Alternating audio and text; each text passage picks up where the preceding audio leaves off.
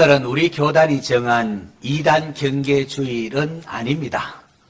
그럼에도 이단 신천지가 성도들의 가정을 들락거리거나 성도들의 가정 등을 찾아가 미혹하는 것처럼 보이기 때문에 다른 복음을 전하면 저주를 받을지어다 라는 제목으로 이단에 대한 경계의 말씀을 전하고자 합니다. 이단 신천지는 심지어 목사에게도 편지를 보내고 있습니다. 제가 지난 주간에 받은 편지거든요. 이단 신천지에서 받은 겁니다. 여기 보면은 편지에 보낸 사람이 있는데 통상 보낸 사람이 있으면 그 보낸 사람의 주소가 기록되어야 되지 않습니까? 그런데 보낸 사람의 주소는 전부 이게 뭔가 하니까 우산동에 있는 신천지 본부 주소입니다. 이게 무슨 의미를 하는 것일까요? 이거 누군가를 전도하기 위해 보냈다기보다는 이 교육받은 이 편지를 쓴 이 사람을 대상으로 해서 우리가 진리이기 때문에 교회 목사들에게까지 이렇게 전하지 않느냐라는 식으로 그렇게 쇠뇌하는 목적으로 보낸 것으로 그렇게 짐작이 됩니다. 이런 사도 바울이 교회를 세우고 그가 세운 교회에 이렇게 편지를 할 때 보면은 당시 헬라의 그 편지 양식에 따라서 먼저 발신인 그리고 수신인 그리고 내게 평강이 있을 때 하면서 인사말 그렇게 하고는 먼저 긍정적인 부분에 대한 감사 이야기로 시작을 합니다.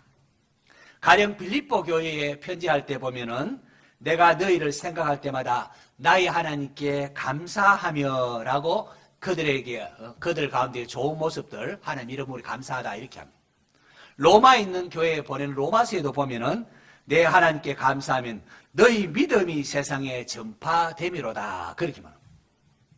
또 심지어 사도 바울의 눈물을 가장 많이 흘리게 했던 문제 많은 고린도 교회에 보내는 편지에도 그리스도 예수 안에서 너희에게 주신 하나님의 은혜로 말미암아 내가 너희를 위하여 항상 하나님께 감사하노니 라고 하면서 고린도 교회의 칭찬과 감사를 이렇게 합니다. 에베소, 골로새, 데살로니가, 디모데, 디도, 빌레몬에게 보내는 모든 편지에도 감사나 칭찬과 같은 긍정적인 내용을 먼저 서두로 언급을 하고 나중에 문제를 이제 제시합니다. 그런데 유독 갈라디아서만큼은 예외입니다. 갈라디아서에는 먼저 발신인, 수신인, 또 인사말, 너에게 평강을 인사를 하고 난 다음에 어떤 감사의 말을 하는 것이 아니라 이것은 생략해버리고 곧바로 문제를 지적합니다. 오늘 보면 갈라디아서 1장 6절 보시면은 감사한다 이런 내용이 나오는 것이 아니라 그리스도의 은혜로 너희를 부르신 이를 이같이 속히 떠나 다른 복음을 따는 것을 내가 이상하게 여기노라 라고 합니다. 그래서 안타까운 책망의 말로 시작을 합니다. 바울이 왜 갈라디아서에는 이렇듯 감사를 생략하고 곧바로 문제를 제기하는 것일까요? 바울이 갈라디아 교회의 문제를 그만큼 중요하고 긴급하고 심각하게 여기기 때문에 곧바로 예의를 차리지도 않고 바로 그냥 문제를 치고 들어가는 겁니다. 지난 수요일에 말씀드렸는데요. 바울은 편지를 쓸 때 대체로 대필자로 이렇게 쓰게 합니다. 사실 바울은 헬라어나 히브리어가 아주 유창한 아주 학식이 뛰어난 사람입니다. 대필자가 필요 없을 것 같아 보이는데 그런데 왜 대필자를 썼느냐? 대문학자들은 바울의 눈이 좀 좋지 않았을 거로 그렇게 추측을 합니다. 당시에는 종이가 아니라 편지 쓸 때의 종이가 아니라 이렇게 양피지, 이건 굉장히 가죽으로 비싼 거. 그래도 파피루스, 이것도 종이하고 조금 다른데 이것도 당시에 굉장히 그래도 비싼 겁니다. 눈이 나쁜 바울이 이렇게 쓰려면 글씨가 커질 수밖에 없습니다. 그렇게 되면 편지의 양도 많아지고 또 이렇게 또 굉장히 또 돈도 많이 소요되지 않겠습니까? 그래서 바울은 주로 대필자를 통하여 이렇게 썼습니다.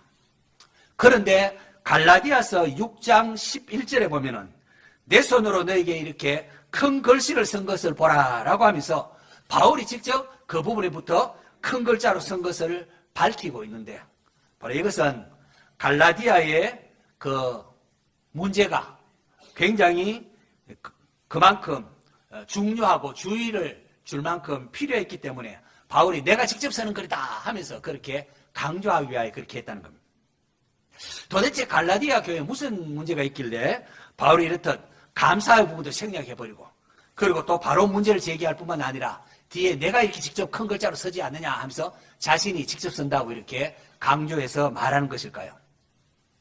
갈라디아 교회에 거짓 교사들, 다른 복음을 전하는 자가 있었기 때문에 바로 긴급하게 한 겁니다.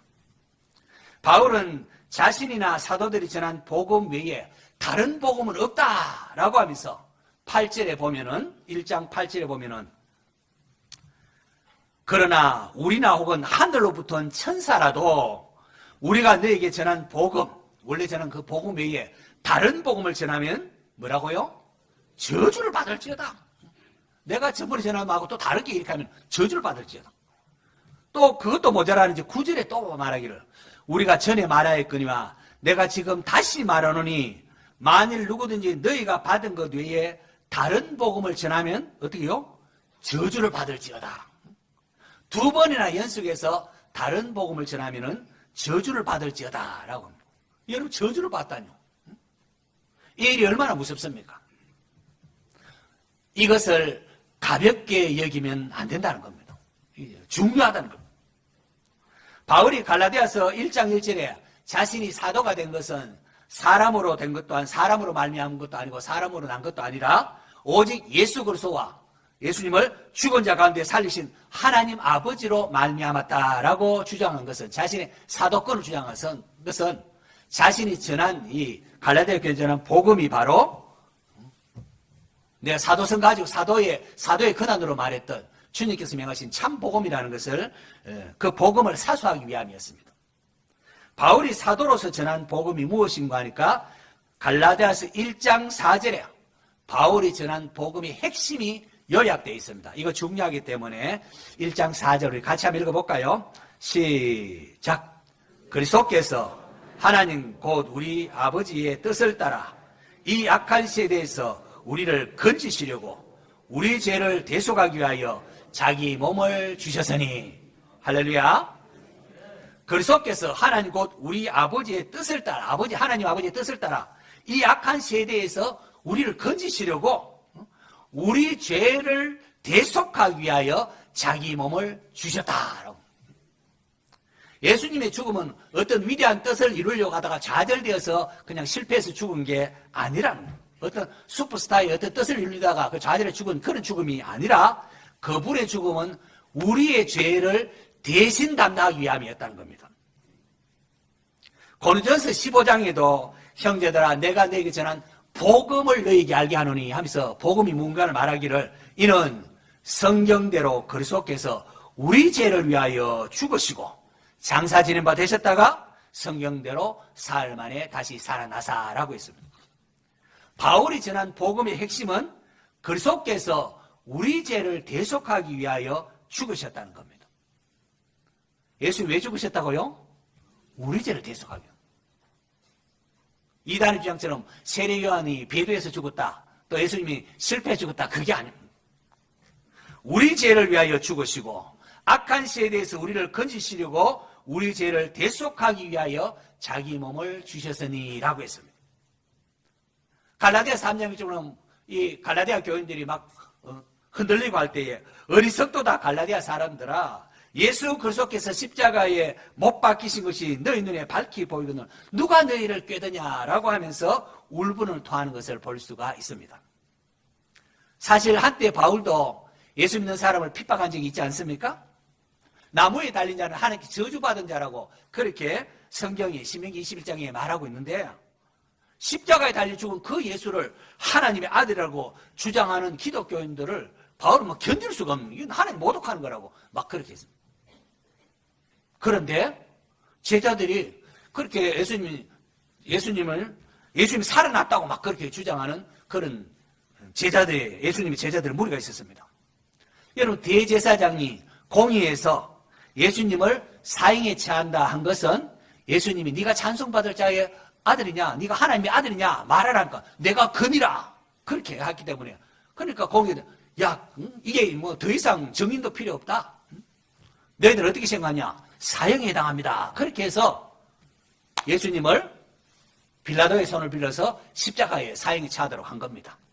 자기들이 돌로 쳐도 되는데 굳이 나무 십자가에 못 박게 한 것은 신명기에 나무에 달린 자는 하나님께 저주를 받았다 했기 때문에 그렇다는 거죠. 그런데 제자들이 예수님 살아나셨다고 막 합니다. 죄가 있어서 하나님 아들이 거짓 주장 신성모독이라 해서 죽였는데 하나님 예수님 다시 살리면 이게 무슨 말이 되겠습니까? 누구 말이 맞다는 겁니까? 예수님의 말이 맞다. 예수님이 하나님의 아들이 맞다는 것을 인정하는 꼴이 안 되겠습니까? 그래서 제자들이 막 예수님 살아날 때 사울은 처음에는 믿지 못했습니다.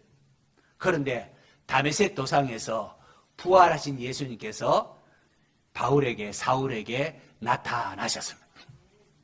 그제야 바울은 예수님이 정말로 다시 부활하셨다는구나. 그것을 알게 됩니다. 그럼 좀 이상하지요? 예수님이 하나님의 아들이신데 왜 그렇게 나무에 십자가에 달려 죽었단 말입니까? 그제야 바울은 그리스도께서 우리를 위하여 저주를 받은 바 되사 율법의 저주에서 우리를 속량하셨다. 이 갈라디아서 3장 13절에 나오는 말씀입니다. 그리스도께서 왜 죽었다고 해요? 우리를 위하여 대신 저주를 받은 거예요. 이 사건이 있고 난 이후에 이 바울은 아라비아로 가서 하나님과 교제하고 그리고 다메섹에 돌아오고 또 이렇게 예루살렘에 한번 올라가고 한 이런 세월이 흘러갑니다. 많은 세월이 흘러서 이제 나중에 안디옥 교회에서 바나바가 함께 동력하자 해서 안디옥 교회에서 사역하는 가운데에 그들이 금시감에 기도하는 건데 성령님께서 바나바와 사울을 따로 세워서 선교사로 보내라고 했습니다. 그렇게 해서 1차 전도여행이 시작이 되는데요. 1차 전도여행이 여러분 아처럼 이 구부로 살라미에서 바보로 가고 그리고 밤빌리아 버가 위에 비스디 안디옥, 이고니온, 루스드라, 더베 이렇게 가지 않습니까? 수리 안디옥 시작해서 이렇게 쭉 가는데 여기 비스디 안디옥, 이고니온, 루스드라, 더베 이쪽 지역을 갖다가 로마 행정상 남갈라디아라 이렇게 부릅니다. 그렇게 해서 돌아왔는데 요거 이제 갈라디아스가 바로 1차 전도여행 때 갔다 온 이 사람들에게 보낸 그 다음에 여기에 이제 남부 갈라디아설이 되고 2차 전도여행 때에 브루길로와 갈라디아에 갔다 18장 23절에 갈라디아 지방 땅을 다녔다면서 그때 복음 전하는 게 또 한 번 더 나오는데요. 만약 그거는 이제 갈라디아에 사는 갈라디아인들이 사는 북쪽 갈라디아서라 이렇게 했고 북부로 보냈느냐 남부에 보낸 거냐 이것 갖고 학자들이 굉장히 논란이 많습니다. 저는 기본적으로 남쪽에 보낸 것을 추측은 하지만은 어느 거 보낸 따라서 남쪽 갈라디아 1차 전도여행 때 보낸 걸로 보면은 안디옥에 돌아와서 갈라디아서를 썼으니까 굉장히 빨리 기록한 거고요. 바울서는 제일 빨리 기록한 거. 만약에 북쪽에 있는 건 2차 전도여행이니까 예루살렘 공의 이후에 기록된 거라서 굉장히 늦게 기록된 걸로 에베소에서 기록된 걸 그렇게 보면. 여하튼 이렇게 갈라디아에서 복음을 전하고 왔는데 남쪽이든 북쪽이든 전하고 왔는데 얼마 전에 하지 않아서 그들이 복음에서 떠나 다른 복음을 따른다는 소식이 바울이 들은 겁니다. 이에 바울이 다른 복음은 없나니 다만 어떤 사람들이 너희를 교란하여 그리스도의 복음을 변하게 하려 함이라고 했습니다. 자, 그렇다면 이 갈라디아인들을 교란하게 한 다른 복음은 무엇일까요? 이제 갈라디아서 쭉 공부해 보면은 갈라디아에서 나오는 다른 복음 전환자들은 거짓 교사들은 유대 율법주의자들입니다. 유대 율법주의. 바울은 갈라디아 교회에서 예수님의 십자가에 우리의 죄를 대신하는 것이고 복음은 이 예수님 오직 믿음으로 하나님의 은혜로 구원받는다고 했습니다. 그런데 갈라디아 교회에 침투한 유대 율법주의자들은 예수 그리스도를 받아들이는 것만으로는 충분하지 않다. 그것 갖고는 안 되고 진짜로 하나님의 백성들을 하면은 할례를 받아서 유대인이 되고 이제 율법도 지켜야 한다. 그렇게 주장합니다. 바울은 여기에 대해서 분명히 합니다. 갈라디아서 2장 3절 이하 이렇게 보면은 그러나 나와 함께 있는 헬라인, 이방인, 디도까지도 억지로 할례 받지 아니하게 하였으니 이는 가만히 들어온 거짓 형제들 때문이라. 5절에 그들에게 우리가 한시도 복종하지 아니하였으니 이는 복음의 진리가 항상 너희 가운데 있게 하려 함이라. 바울이 할례를 받고 율법 지켜야 한다고 하면서 유대 율법주의자와 타협하고 거짓 교사들과 타협해서 다른 복음과 타협해버리면은 동족인 유대인들로부터는 그렇게 박지 않았을 겁니다. 유대인 참 바울이 잘한다 뭐 그랬을 겁니다. 그러나 바울은 그렇게 하지 않았습니다. 주님께로 받은 그 복음을 그대로 전했다고 지금 말하고 있는데요. 갈라디아서 1장 10절을 보면은 이제 내가 사람들에게 좋게 하랴 하나님께 좋게 하랴. 사람들에게 기쁨을 구하랴. 내가 지금까지 사람들의 기쁨을 구하였다면은 그리스도의 종이 아니니라 라고 합니다. 바울은 사람으로부터 난 것도 아니고 사람의 뜻으로 말미암은 것도 아니라 오직 예수 그리스도와 예수님을 죽었다가 살리신 하나님으로부터 사도가 되기 때문에 하나님으로부터 하나님께서 주신 그 복음을 그대로 전한다는 겁니다. 그래서 복음을 사수하면서 우리나 혹은 하늘로부터 온 천사로 내가 또 나중에 딴 말 하면은 다른 복음을 전하면 저주를 받을지어다 라고 그렇게 선포하고 있는 겁니다. 이 갈라디아에서 나오는 다른 복음은 유대 율법주의자로 예수 그리스도를 믿음으로 받아들이는 그것만으로는 불충분하고 예수 믿음으로 받아들이는 건 불충분하고 구원을 받으려면 할례를 받아 유대인이 되어 율법을 지켜야 한다는 것이었습니다.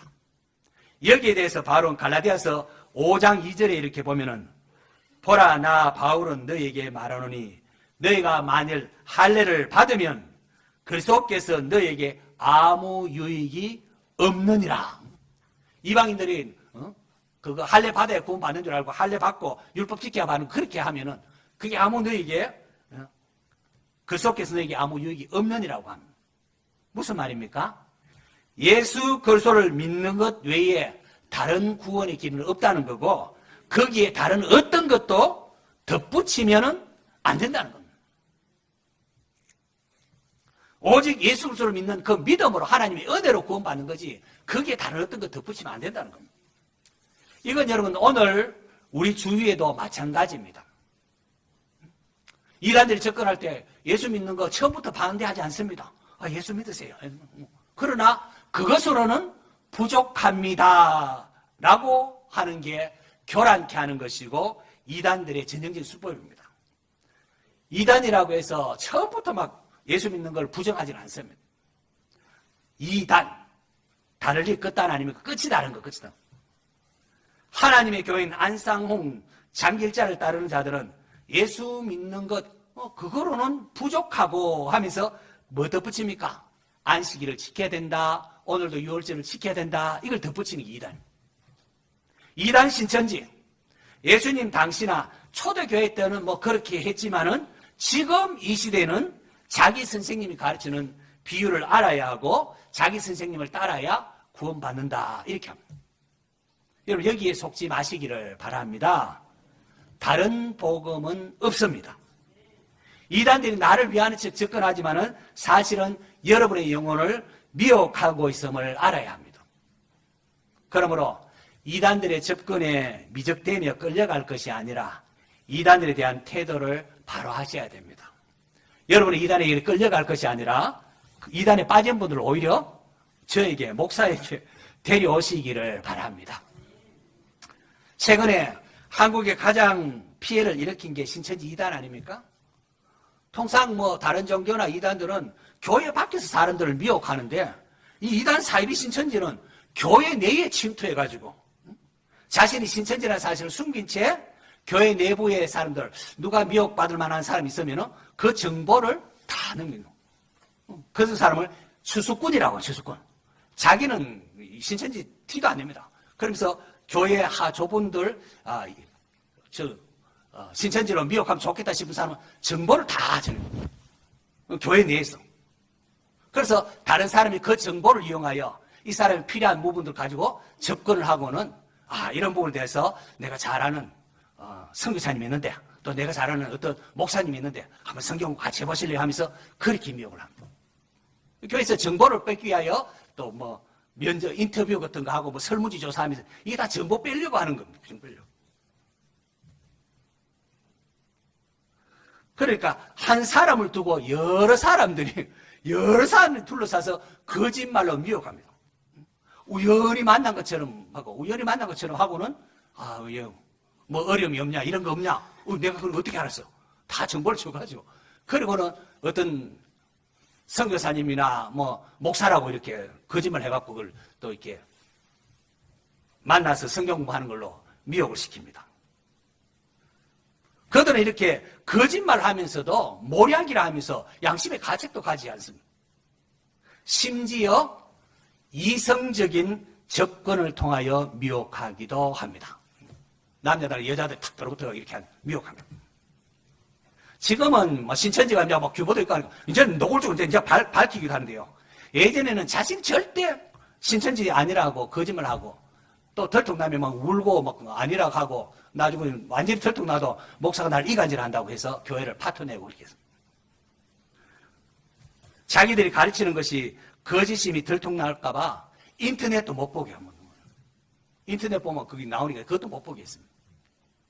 사실 이단 신천지에 빠진 사람들은 이단 상담소에 막 일주일에 한 5번 정도 가서 상담 받으면 거의 잘못됐구나 한 100% 가까이 거의 자기가 속고 있다는 사실을 깨닫습니다. 고집에서 좀 버틸 따름이지 다 깨닫습니다. 이단이 가르치는 교리가 얼마나 엉터리고 그들이 주장하는 것들이 전부 앞서 이단들이 짜집게 했다는 게 다 들통이 납니다. 그렇게 이단 신천지에서는 사람들이 절대로 이단 상담소에 가면 안 된다고 쇠뇌를 시킵니다. 이단 상담소에 가면 안 된다고. 이단 상담소에 가면 사람을 마취시키고 감금한다는 온갖 거짓말을 하면서 위협도 하고 그렇게 거짓말을 합니다. 여러분 그렇지 않습니다. 이단 상담소는 뭡니까? 한순간에 잘못된 교리에 빠진 사람들을 돕기 위한 겁니다. 목사가 이 진리를 가르쳐야 되는데 또 이단 연구 잘 못하니까 또 상담도 잘 못하니까 여기에 헌신된 몇몇 사람들이 이단이 무엇을 가르치며 그걸 아주 조리 있게 잘 가르칠 수 있도록 올바른 길을 인도하도록 그렇게 준비된 사람이 하는 게 이단 상담소입니다. 혹시 여러분 가운데서 이단과 접촉하거나 이상한 성경 공부에 빠지신 분들은 너무 걱정하지는 마시고요. 일단 담임 목사 모르는 외부의 성경 공부를 일단 중단을 하시고 유튜브에 한번 신천지에 빠진 사람도 한 번만 검색해 보면은 여러분들이 얼마나 거짓말에 내가 놀아났는가를 발견할 수 있습니다. 그리고 또 뭐 개인적으로 저에게 와서 또 상담을 해도 제가 힘껏 돕도록 하겠습니다. 혹시 우리 교회 내에 추수꾼이 있으면은 뭐 추수꾼 때 우리 교회는 아예 없다 그렇게 단정할 수 없을 겁니다. 우리 교회 말하고 없을 법이 있겠습니까? 혹시 우리 교회 내에 추수꾼이 있으면은 회개하고 돌이키기를 바라는 마음으로 이단 신천지에 대한 교리를 몇 가지 밝히고자 합니다. 가장 먼저 많은 사람들이 미혹되는 게 비유풀입니다. 비유풀. 신천지는 성경에 나오는 씨는 말씀, 밭은 뭐 세상, 나무는 사람, 새는 영 뭐 이런 도식을 만들어 놓고 그걸 이제 성경을 풀어가는데 많은 사람이 혹하고 빠집니다. 여러분 그도 그럴 것이 마태복음 13장 보면은 예수님의 뿌리 씨는 말씀이고 밭은 마음이나 또 세상이다 이렇게 마음이라 말하지 않습니까? 그런데 문제는 이렇게 만들어 놔놓고 이걸 가지고 아무도 상관없는 본문에다가 적용을 해버리면 이게 이렇게 합니다. 그러면은 열심히 있는 사람일수록 야 여기에 이런 깊은 뜻이 있단 말인가 하고는 그만 넘어가 버립니다. 비유풀이는 사람을 미혹하기 위한 미끼입니다.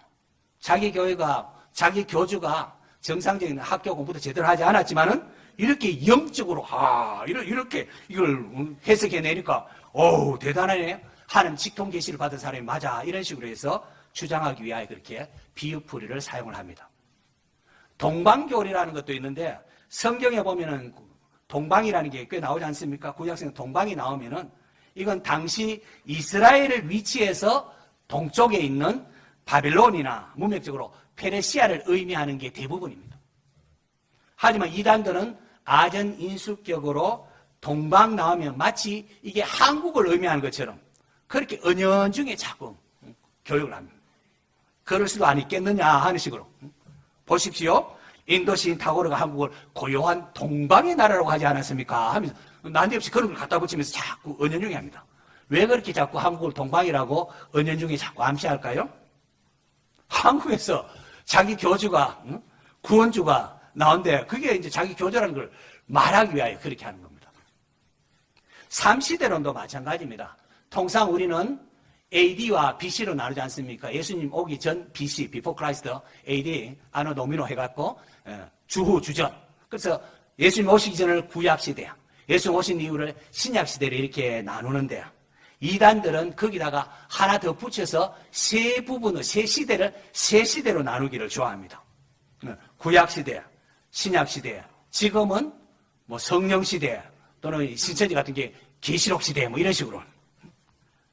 사실 이것도 얼핏 뭐 기존교회와 크게 또 다르지 않을 수도 있습니다. 하나님께서 구원 역사를 할 때 구약 성경에 보면 여호와 하나님이라고 쭉 나와 있고, 신약시대 보면 예수님이 오셔서 구속사역을 이루시는 게 나오고, 예수님이 성천하시고는 우리에게 성령을 보내시고, 지금 뭐 성령시대다 뭐 이런 말 하는 사람도 뭐 이렇게도 하지 않습니까? 그러나 이단들이 이렇게 새 시대로 주장하는 것은 다른 데에 목적이 있습니다. 구약시대에는 성부 여호와 하나님을 믿어야 하고, 신약시대에는 예수님을 믿어야 하고, 지금도 신약시대 그걸 이제 빼버리고 지금은 성령시대니까 자기 교주를 보혜사다, 성령이니까 우리 교주를 믿어야 한다, 그렇게 나가는 거예요. 그래서 예수님 믿는 것만으로는 부족하다고 하면서 지금은 자기 교주들이 가르치는 이 비유풀도 알아야 되고 자기 집단에 들어야 된다, 이렇게 말합니다. 뭐 신약시대는 예수님이 구원받았을지 모르지만은 지금 시대는 그것으로 구원받는 것이 아니라 자기 교주가 가르치는 것으로 그렇게 알아야 되고, 자기 교주를 신적으로 인정할 때 유월됐다, 이런 말을 씁니다. 그래서 그래야 이제 구원받는, 이런 식으로 나중에 이만희 교가 되는 겁니다. 그리고 시대별 구원자론을 해서 예수님도 그 시대마다 구원자가 있었는데 실패해서 예수님도 나중에 또 실패했다 식으로 하면서 지금은 아무 교회가 구원자라고 그렇게 따라야 한다고 합니다. 그래서 배도 멸망 구원이라는 도식 만들어 하는데, 이런 이단에 속지 마시기를 바랍니다. 이런 구약시대나 신약시대나 뭐 굳이 성령시대라 할지라도 모두가 하나님의 아들 예수님을 믿음으로 구원을 받습니다. 구약시대 백성들은 짐승을 잡아 죽이면서 제사를 지는데, 이 짐승이 누구를 예표하는 거지요? 장차 이 땅이 우리 죄를 대신하기에 이 땅에 오신 하나님의 어린 양 예수님을 예표하는 것입니다. 전부 신구약 성경이 그렇게 나옵니다. 신약시대 우리들은 이미 예수님께서 십자가에 이 땅에 오셔서 십자가에 피 흘려 죽으셨기 때문에 더 이상 양과 염소를 잡을 필요가 없는 겁니다. 예수님은 믿음으로 구원받는 겁니다. 성령시대에 구분할 필요가 없겠지만은 예수님께서 성천하신 후 성령님을 보내사 우리와 함께 하시는데, 성령님이 하시는 사역이 뭡니까? 우리를 하여금 예수님께서 이루신 십자가 사역을 깨닫게 해주시고, 예수님 말씀하신 게 무슨 의미인가 알게 해주시고, 성령님은 예수님이 누구신가를 가르치고, 그래서 주의 영이라고 하는 거예요. 성령님이 하시는 게 그 사역이지, 내가 성령님이 나를 믿어라, 그런 법은 없습니다. 그건 완전 이단들이 하는 거예요. 성천하사 하나님 보좌의 우편에 계신 주님께서 성령을 보내사 지금도 우리와 함께하고 계시는 겁니다. 뭐 시대마다 구원자가 달라지거나 그렇지 않습니다. 그 나오는 뭐 아담, 노아, 아브람, 뭐 선악과 다 먹고 그 다음에 노아는 또 술 먹고 취해서 실패했고, 아브람은 아내를 누이라고 속여서 그랬고, 뭐 이런 식으로 그런데, 그건 원래 구원자로 세운 게 아니라 그 시대에 하나님 일꾼이었고, 그들이 넘어진 것은 모든 인간의 죄인임을 사실 나타내는 것이죠.